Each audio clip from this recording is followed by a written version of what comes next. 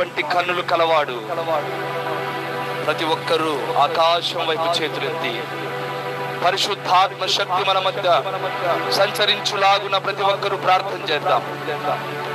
నువ్వు ఏ స్థితిలో ఏ కూడికలోను పాల్గొన్నావో దేవునికి సమస్తమును తెలుసు. ఆయన హృదయాంతరంధ్రములను ఎరిగినటువంటి వాడు. నిశ్చయముగా నీ కన్నీటిని దేవుడు నాట్యముగా మార్చబోతున్నాడు. యెహోషువతో అంటున్నాడు కదా, నీవు అడుగు పెట్టు ప్రతి స్థలములలో నేను దీవిస్తాను.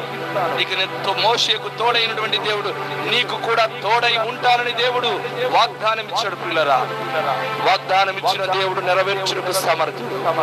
రెండు చేతులు పైకెత్తి అందరూ దేవుని స్తోత్రాలు చెప్దాం, దేవునికి స్తుతి జరుపుదాం. నీవు దేవుని స్తుతిస్తే నీ స్థితి మారిపోతుంది.